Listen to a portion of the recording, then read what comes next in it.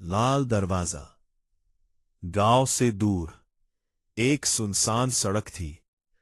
उस सड़क पर कई किलोमीटर तक कुछ नहीं था। न घर, न दुकान, न कोई इंसान। बस एक पुराना जंगल, और उस जंगल के बीच एक अकेला लाल दरवाजा खड़ा था। बिना किसी दीवार के, बिना किसी घर के, सिर्फ एक दरवाजा। लोग कहते थे वह दरवाजा हर किसी को दिखाई नहीं देता। उसे सिर्फ वही देख सकता है जिसके लिए वह आया हो। और अगर किसी ने उसे खोल दिया तो वह ऐसी जगह पहुंच जाता है जहां से लौटना लगभग असंभव है। आदित्य एक ट्रक ड्राइवर था। उसे ऐसी कहानियों पर विश्वास नहीं था। एक रात वह उसी सड़क से गुजर रहा था। बारिश हो रही थी। आसमान में बिजली चमक रही थी। उसकी हेडलाइट के सामने कुछ दिखाई दिया। एक लाल दरवाजा, सड़क के किनारे, अकेला। आदित्य ने ट्रक रोक दिया।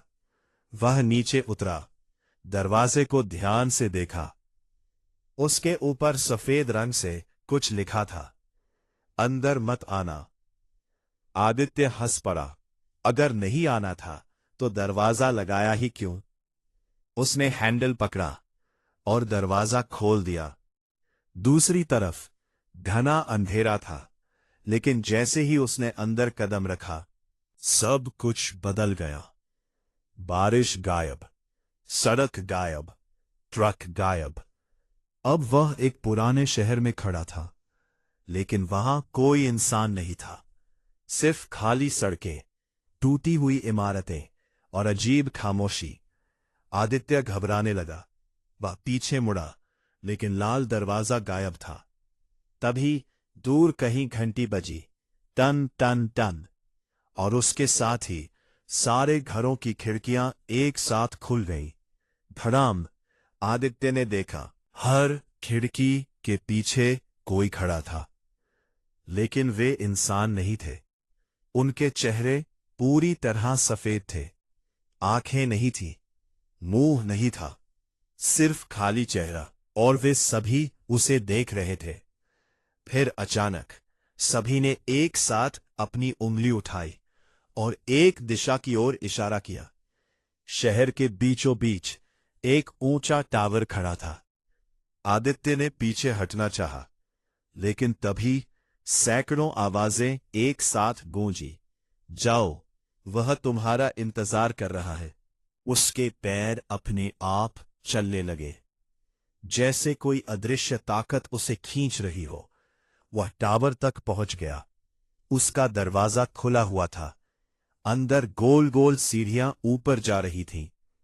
जैसे ही वह चढ़ने लगा, उसे दीवारों पर नाम दिखाई देने लगे। हजारों नाम, कुछ पुराने, कुछ नए। और अचानक उसे अपना नाम दिखाई दिया। आदित्य उसके नीचे लिखा था, आगमन आज। उसका दिल बैठ गया। वो भागकर नीचे उतरना चाहता था, लेकिन सीढ़ियां खत्म ही नहीं हो रही थीं। जितना नीचे जाता उतना ऊपर पहुंच जाता। आखिरकार वह टावर की चोटी पर पहुंच गया। वहां सिर्फ एक कमरा था, और कमरे के बीचों बीच एक कुर्सी। उस कुर्सी पर कोई बैठा था। वह धीरे धीरे खड़ा हुआ, और आदित्य का खून जम गया, क्योंकि वह आदित्य ही था।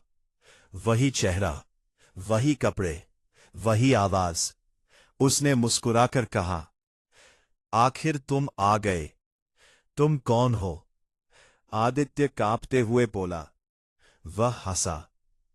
मैं वह हूं जो पिछली बार लाल दरवाजा खोलकर आया था।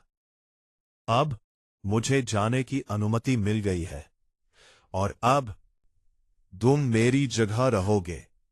अचानक कमरे की दीवारें पिघलने लगीं। हजारों चेहरे दिखाई देने लगे। वे सभी लोग जो कभी लाल दरवाजा खोल चुके थे। वे एक साथ फुसफुसाए, कोई हमेशा यहां रहता है, और कोई हमेशा उसकी जगह लेने आता है। कमरा अंधेरे में डूब गया। अगली सुबह सड़क पर आदित्य का ट्रक मिला। इंजन अब भी चालू था। दरवाजा खुला था, लेकिन आदित्य कहीं नहीं मिला। सिर्फ सड़क के किनारे एक लाल दरवाजा खड़ा था और उसके ऊपर नए अक्षरों में लिखा था, अगले का इंतजार है। समापे।